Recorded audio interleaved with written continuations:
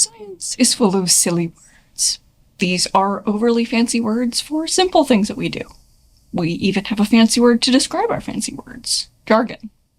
But the problem with jargon is that it makes science and research harder to understand. So let's break some of that down. Here are some silly science words, including some of my favorites. Some of these are related to human anatomy, some of these are used in archaeology, and some of these are just fun science words. Parturition. This is a fancy word for childbirth. It's the whole process of giving birth, including contractions, the baby coming out, and the placenta coming up as well. Radiograph. X-ray. A radiograph is an X-ray, the image created by that process. The technique for creating these images is radiography. Ossification. Bone development. We actually have two words for this, the other being osteogenesis. This is something I've talked about in multiple videos, mostly in the context of bone development through childhood and adolescence. The timing of when different bones and parts of bones develop is the basis for one of the methods used to estimate an individual's age from a skeleton. The complete ossification of all your bones takes a while. In an embryo, it starts between the 6th and 7th weeks of embryonic development. After birth, ossification continues until at least the age of 25, but there is some individual variation here. The exact timing of the ossification of your bones is a little bit different for everyone. Foramen. This means hole. The plural is foramina. In osteology, a foramen is a hole in a bone for blood vessels. The biggest foramen we have is at the base of the skull, the foramen magnum for our brainstem and spinal cord. Foramen magnum literally means big hole. Necropolis. If you translate this literally from the Greek necropolis, this means city of the dead. It's a designated place to bury a lot of dead people, and these burials are often more elaborate than what we would see in a modern cemetery, and they involve more tombs and monuments. The most famous example of a necropolis is arguably Egypt's Valley of the Kings, but there are plenty of other examples, like the Etruscan necropolises in Italy and the Vatican necropolis, which is underneath St. Peter's Basilica. If you're not already thinking about Hymenoptera, go watch The Mummy right now. Necropsy. I have also heard this pronounced necropsy. This actually has nothing to do with the previous word, necropolis, but they both have the same root from the Greek nekros for dead or dead body or corpse. So yes, this is also where we get the word necromancer. A necropsy is the surgical post-mortem, so after death, examination and dissection of an animal. So it's the animal version of an autopsy. Just like a human autopsy, a necropsy can be undertaken to try to understand how an animal died and establish cause of death, but it can also be useful for monitoring diseases in animal populations. Looking for parasites can tell us something about an animal's health, but also potentially tell us something about how different species interact with each other. Performing a necropsy can also be a way of preparing an animal specimen for preservation in an archival collection and collecting tissue samples for further study. Preserving specimens like this in collections can allow us to study a species across space and time. If you're interested in what a human autopsy is like, I have a video in which I do a virtual autopsy put together by the Australian Museum. Dental caries. These are cavities. I don't know why we have a fancy phrase for this or why it's a two-word phrase for something that we have a single word for. It makes no sense to me. Even better, we have another two-word phrase for this: tooth decay. Dental caries or cavities are actually considered a chronic infectious disease, and it's the most common non-communicable disease worldwide. Non-communicable meaning it's not a disease that passes from person to person or animal or parasite to person. Carabelli's cusp. This is another tooth-related term. Think about your molars. The crowns are made up of multiple rounded bumps, right? These bumps are called cusps, and most molars usually have between 3 and 5 cusps. A carabelli's cusp is an extra bump on the tongue side of the molar, and we see these most often on the first molar. It doesn't really have any special function, and we see different frequencies of this feature in different populations. It was named after Georg Carabelli, a professor of dental surgery, who first described this feature in 1842. Resorption. This is a biological process that bone tissue can go through. It's one of the processes that can change what a bone looks like. When bone tissue goes through resorption, cells called osteoclasts break down the bone tissue, and that tissue is absorbed back into the body. Bone is constantly being remodeled, essentially broken down and rebuilt, Just like how other cells in our body undergo cell division and reproduce to replace cells as they die. So bone resorption can just be a normal part of a bone's life. A different type of cell, osteoblasts, will build new bone tissue where it's needed. A specific type of resorption that we talk about sometimes is alveolar resorption, which is the loss of bone in your jaw. Alveolar bone refers to the parts of the maxilla and mandible that hold your teeth. Disease or tooth loss can prompt alveolar resorption, and in cases of tooth loss, that part of the mandible or maxilla where the teeth used to live will get smoothed out over time. You won't see a socket for that tooth or sockets for multiple teeth anymore, and the overall shape of the jaw, especially in the mandible, can change.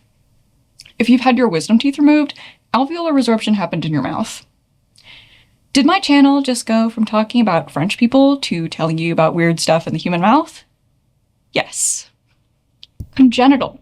When we describe a trait or condition as being congenital, it means that trait is present in an individual at the time of birth. They can be hereditary traits as well, meaning they're inherited from that individual's biological parents, or they can be acquired during fetal development.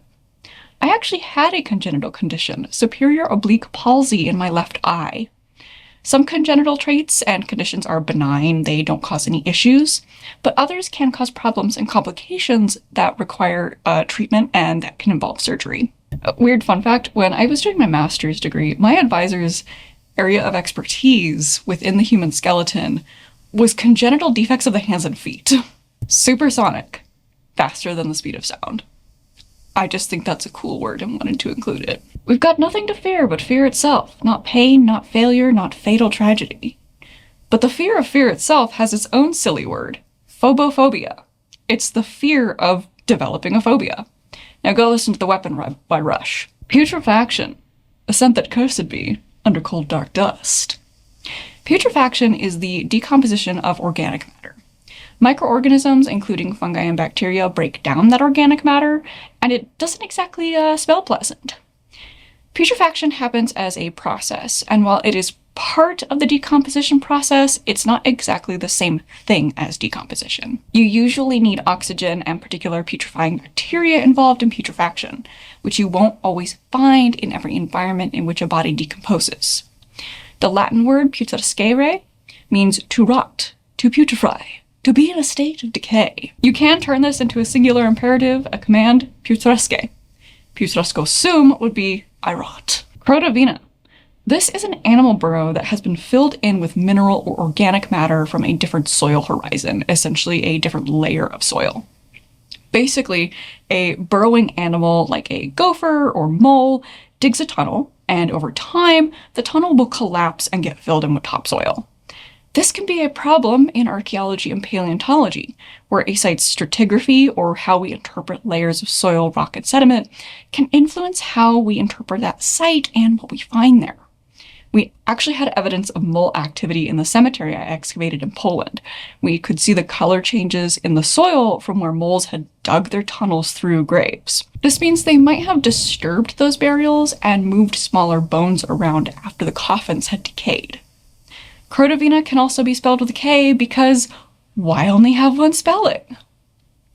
In situ.